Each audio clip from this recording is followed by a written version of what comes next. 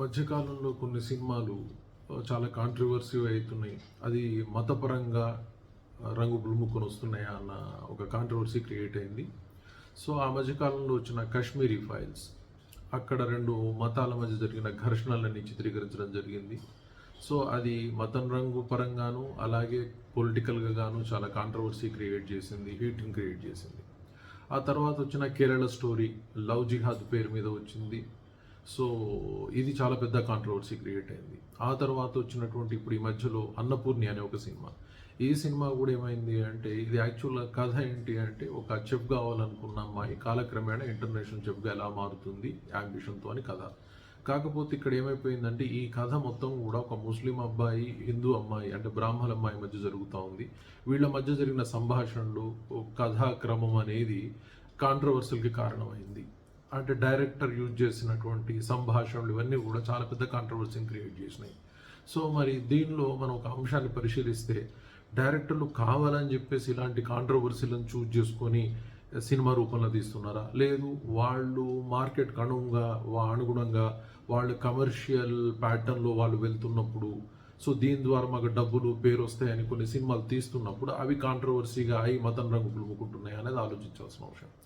అయితే భారతదేశ సినిమా చరిత్రలో ఈరోజు మాత్రమే కాదు వెనకడి నుంచి కూడా ఇలాంటి ఇష్యూలు వచ్చాయి. సరే ఇప్పుడు మతం రంగు ఇప్పుడు పులుముకుంటుంది, కానీ ఒకప్పుడు కులాల మధ్య జరిగింది. సో పూర్వకాలంలో డైరెక్టర్లు చాలామంది కులాలు డిఫరెంట్ విభిన్నమైన కులాల మధ్య లవ్ స్టోరీలు క్రియేట్ చేసి వాళ్ళు కూడా కమర్షియల్ సక్సెస్ చాలా సాధించారు. సో అది ఒక అభ్యున్నత భావం కింద కూడా ఆ కాలంలో ట్రీట్ చేయటం జరిగింది. కాకపోతే ఇప్పుడు ఏమైపోయిందంటే అదంతా ఒక వర్గానికి సంబంధించిన విషయం కాబట్టి పెద్ద కాంట్రవర్సీ కాలేదు, కొంతవరకు అయినా అది అణిగిపోయింది.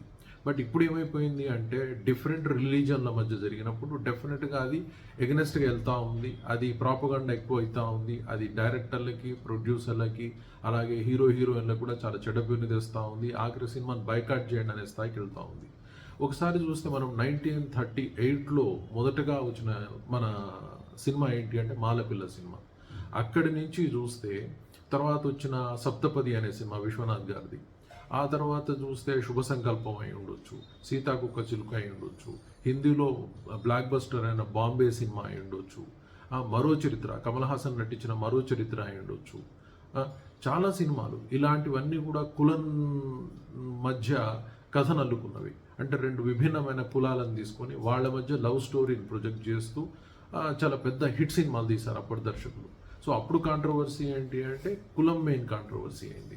కాకపోతే ఏంటి అంటే అది ఒక వర్గంలోనే జరిగింది పర్టికులర్గా. కాబట్టి ఏమైపోయింది, సరే విమర్శించే వాళ్ళు ఎలాగో ఎప్పుడైనా విమర్శిస్తూ ఉంటారు. సో అది అంతర్గత భాగం కాబట్టి ఎవరు మాట్లాడాల. బట్ ఇప్పుడు ఏమైపోయింది అంటే రెండు విభిన్న మతాల మధ్య ఆల్రెడీ కాంట్రవర్సీస్ ఉన్నాయి.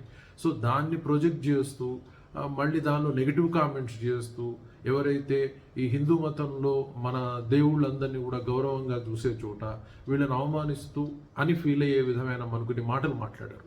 దానివల్ల ఎక్కువ కాంట్రవర్సీలు అవుతున్నాయి. సో అలాగే ఇంతకుముందు కేరళ స్టోరీ చూసినప్పుడు టెర్రరిజాన్ని ఎంకరేజ్ చేసే విధంగా లవ్ జిహాద్ వచ్చింది, దానివల్ల కొంత కాంట్రవర్సీ క్రియేట్ అయింది. సో దీనిలో ప్రాబ్లం ఏమనిపిస్తుందంటే ఓవరాల్గా చూస్తే దర్శకులు ఎగ్జాంపుల్ కాశ్మీరీ ఫైల్స్ తీసినప్పుడు దర్శకుడు కాంట్రవర్సీ తీయాలని ఏమనుకోడు ఆయన, ఎందుకంటే కాశ్మీర్లో జరిగిన సంఘటనల ఆధారంగా తీయబడ్డ సినిమా అది. సో దానిలో తప్పు తీసిందని మనం చెప్పలేము, కానీ అది కాంట్రవర్సీ అయితే ఎందుకంటే ఎప్పుడైతే ఒక వర్గానికి నెగిటివ్గా కథ కనిపిస్తుందో డెఫినెట్గా వాళ్ళు తీవ్రంగా వ్యతిరేకిస్తారు. అది ఎవరు ఖండించలేని అంశం. మరి దానికి దర్శకుడు పాపం ఏం చేసే పరిస్థితి కూడా ఉండదు. కేరళ స్టోరీ కూడా అంతే, అది డెఫినెట్గా అది దానికి సరే పేరు లవ్ జిహాద్ అని పెడుతున్నారా ఇంకేం పెడుతున్నారా అని పక్కకు పెడితే అక్కడ ఒక లవ్ స్టోరీ మధ్య జరిగిన ఒక చెడు పరిణామం అయితే స్పష్టంగా కనిపిస్తుంది. సో దర్శకుడు కథాంశంగా దాన్ని తీసుకుని మలిచినప్పుడు అది మళ్ళీ కూడా ఏమవుతుంది, డెఫినెట్గా రెండు వర్గాల మధ్య కాబట్టి అది కూడా మతం రంగే పులుముకుంటుంది. అది డైరెక్టర్ అనుకొని తీసిన సినిమాలని అనిపించట్లా, ఎందుకంటే వాళ్ళు ఒక కథాంశాన్ని తీసుకుంటున్నారు సమాజంలో జరుగుతున్న సంఘటనల ఆధారంగా. ఇప్పుడు అన్నపూర్ణి సినిమాను చూసినా కూడా ఏమనిపిస్తుంది అంటే ఒక కథ ఆ డైరెక్టర్ ఏమనుకుంటాడు, ఓకే ఆయనకి పాపులారిటీ ఉందా లేదా పక్కకి పెట్టి చూస్తే ఓకే ఈ సినిమా నేను బయటికి తీసుకొని ఒక విభిన్న కథతో వచ్చినప్పుడు నాకు సక్సెస్ వస్తుంది, నేను కమర్షియల్గా హిట్ అవుతా, నాకు డబ్బులు వస్తాయని ఆలోచిస్తూ ఉంటాడు. కాకపోతే దీనిలో ఒక సమస్య ఏమొచ్చిందంటే ఆ కథాంశం వెళ్తున్నప్పుడు బ్రాహ్మణ అమ్మాయికి ఆ ముస్లిం అబ్బాయి చెప్పే మాటలు ఏంటి, ఆ, రాముడు కూడా మాంసం తిన్నాడు, అలాగే కార్తికేయుడు వేటాడిండు, భక్త కన్నప్ప కూడా శివుడికి పంది మాంసం పెట్టిండు. ఇలాంటి వర్డ్స్ వాడటం అనేది చాలా వ్యతిరేక భావన హిందూ మతంలో కలిగజేస్తుంది. సో ఇలాంటి వర్డ్స్ వాడకపోయి ఉంటే, ఇలాంటి మాటలు వాడకపోయి ఉంటే అది అంత పెద్ద కాంట్రవర్సీ అయ్యేది కాదు. కానీ ఆ ఎవరైతే రాముని తమ ఆరాధ్య దైవంగా భావిస్తారో, ఇప్పుడు మళ్ళీ అయోధ్యలో రామ జన్మభూమి ప్రారంభమవుతుంది, ఇలాంటి మాటలు వాడటం వల్ల ఏమైందంటే అది మతం రంగు పులుముకుంటోంది. సో ఇది కావాలని తీస్తుండు అన్న ఒక విధమైన భావన ప్రజల్లో క్రియేట్ అవుతా ఉంది. సో డెఫినెట్గా డైరెక్టర్లు కథాంశాన్ని తీసుకుంటున్నారు. వాళ్ళకు డబ్బులు కావాలి, పేరు కావాలి, భవిష్యత్తులో నిలబడాలి, అంటే వాళ్ళ వృత్తి అది. సో కాబట్టి వాళ్ళ ప్రయత్నం వాళ్ళు చేస్తూ ఉన్నారు.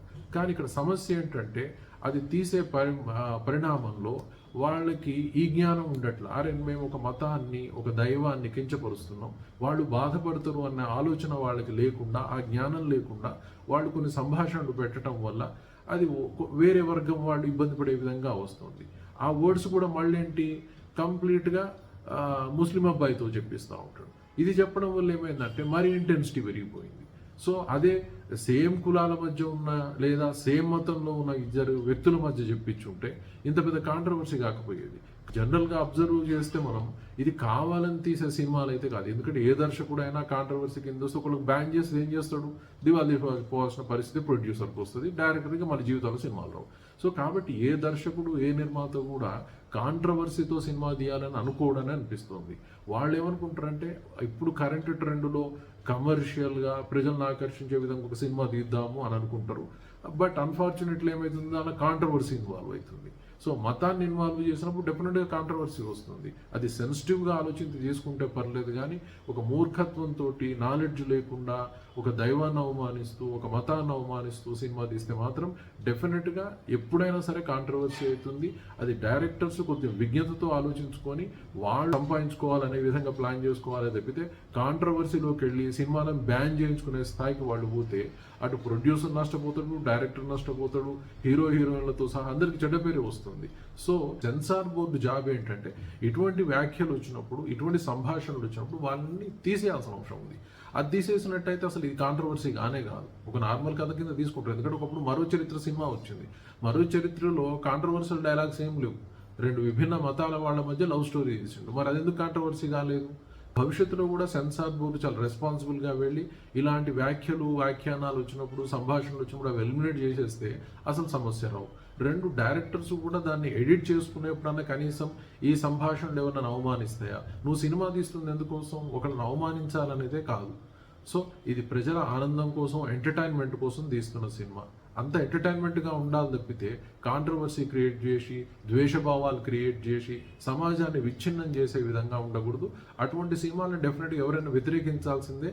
దాని పరంగా ఏమవుతుంది అంటే ఒక వ్యవస్థ మొత్తం విచ్ఛిన్నం అవుతుంది. కాబట్టి కూడా దీన్ని విజ్ఞతతో ఆలోచించాలి, ఎందుకంటే చాలా చిన్న చిన్న విషయాలే. సో దీన్ని చూసి రియలైజ్ అయిపోయి మాంసం తినే వాళ్ళు ఎవరు లేరు, దీన్ని చూసి రియలైజ్ అయిపోయి వెజిటేరియన్ మారే వాళ్ళు ఎవరు లేరు. ఎవరి వ్యక్తిగత అభిప్రాయాలు ఎవరికైనా ఉంటాయి. సో ఒకళ్ళు అవమానిస్తారు అంటే డెఫినెట్గా అది మనోభావాలను దెబ్బతీసినప్పుడు బాధపడతాం మనం. కానీ అందరూ ఆలోచిస్తే బాగుంటుంది. Thank you very much.